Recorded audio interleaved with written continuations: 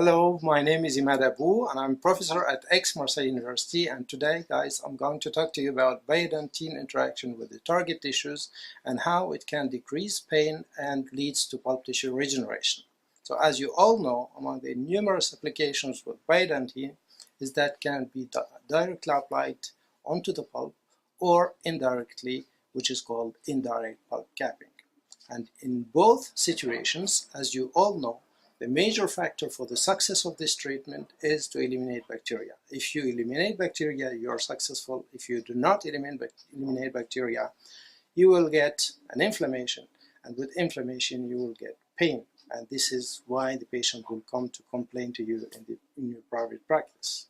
So you understand also that the choice of the material is very important, because the material should not allow the penetration of bacteria into the pulp. Otherwise, again, you will get the inflammation and no regeneration. And with biodentine, which has been evaluated on different bacterial species, it has been shown that this material has a bacterial growth inhibitory effect. This has been demonstrated on this slide, as you can see on different strains, and the highest growth inhibition zone was obtained with biodentine as compared to MTA or glass ionomer cement. So this is one of the important factors, but in any way, if the choice of the material is not the right one and you get a bacterial infiltration, then you go to some inflammation of the pulp and the people will complain, the patients will complain of pain. And this is one of the major problems. The question is, can we investigate the pain feeling in vitro? This was a major influence and a major factor that we needed to study. And one of the ideas that one of the things that came to us quite often from practitioners is to say that our patients come with an amalgam restoration or resin composite restoration. When they come, we remove it because the patients complain of pain. We put biodentine and the pain just disappears. So we wondered if when we apply biodentine, if this biodentine can decrease the pain sensation of the patients. So what you see here, odontoblasts have a process which goes deep into the dentin. And these odontoblasts act as sensor cells. Why do they act as sensor cells? Because they express what we call transient receptor potential channels. These channels act as pain sensors because with these receptors, the odontoblast feels noxious cold, and with some other receptors, they can feel noxious heat, mechanical stimulation, and chemical stimulation as well, for example, to toxic compounds. So this odontoblast express the receptor as you see here, but the expression of this receptor is low. This is exactly what you see on this slide, on the second slide, which is in red. The third slide is just in blue, just to show you this is a control. Then when you look at the same type of tooth when it is inflamed, this is a carious tooth. What you see is the injury side. This is what you see here. And then when you look down on this part, you will see that this is the same slide with another staining. And then when you look at the expression of this receptor, you notice that in carious injuries, it increases. The increase is very high, and this increase that you see here is more intense than in the healthy teeth. And the surprise was that when you look at the expression of this protein, it's not only under the carious injury, but also it is elsewhere in the other areas in the pulp, which means that the odontoblasts in the old pulp express a higher level of this protein, indicating that there is a high stimulation. This stimulation indicates that these cells will release mediators of inflammation that will affect the nerve terminals, and this is why the patient feels pain. So can we reproduce this in vitro? The answer is yes. So this is what we did. We take fibroblasts, we apply a pro-inflammatory factor, which is called TNF-alpha, and as you can notice here, there's a dose-response effect. When you add more of this factor, you have a higher increase of this receptor. And surprisingly, when you look at the second histogram, you notice that this is the control. Then when you apply biodentine, there is no increase of the expression or decrease, but when you look at the incubation with TNF-alpha, that is the pro-inflammatory factor, you notice that there is a high increase, indicating that the cells are subject to inflammation.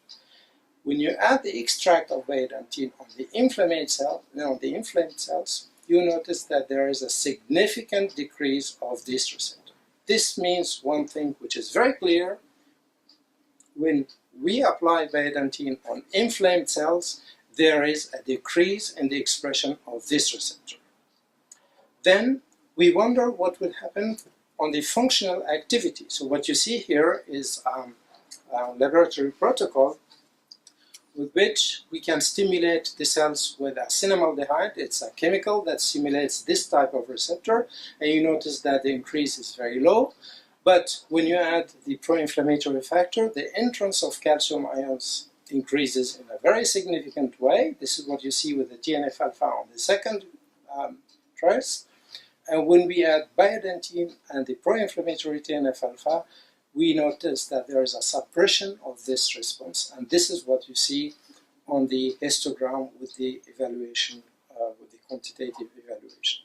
What does this mean? This means that biodentine decreases the expression of the pain receptors during the inflammation, but it also inhibits its functional activity. And this might explain why, when the patient leaves after applying biodentine as restorative materials, we usually don't have a feedback of pain in these patients. So we have seen what biodentine does when it is applied for indirect pulp capping. Now let's see what happens when we apply biodentine in direct pulp capping. So this is what you can see on this slide, where biodentine was applied directly onto the pulp in human teeth, and the evaluation was done 6 weeks later. What you see here is that biodentine, the same way as MTA, induces dentin bridge formation. We wanted to understand how does this dentin bridge formation is made. So we simulated this situation in vitro. We incubated the biodentine with a culture medium, applied it on pulp fibroblasts. We made injuries on the pulp fibroblasts as if we are making injuries to the pulp. Then we applied biodentine on these injured cells and measured the growth factor synthesis. What we found is that angiogenic growth factors are sensitized and produced, and angiogenesis is essential for the regenerative process. Then we measured an important factor which is called TGF-beta1, and whatever the surface of the material used, we noticed a significant increase of TGF-beta1. This has a significant importance in the pulp because this factor is involved in the differentiation of odontoblasts, which means rendering these cells able to produce the reparative dentin. And we included this factor into polymers in order to understand what other roles it might play. And this is what you see here. We applied, we incubated the cells on a soft matrix as if they are incubated onto the pulp. Then we placed TGF-beta1 containing particles on one side, or other factors, or even empty particles without any factor. And what you see here is the appearance of cells directly after culture, after 6 hours of culture.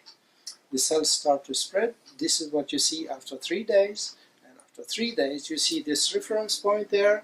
Please watch it and look at the cells that you see here and see how the cells will migrate and which is the direction of this migration in function of time, of course. So this is what happens. Cells migrate towards the reference point, then they will exceed it, and then will go far beyond. The final result of this migration is the following, that cells leave from this start point in the middle and they migrate towards TGF-beta1. This means that TGF-beta1, which is produced after the application of biodentine, guides the migration of stem cells towards the biodentine application site.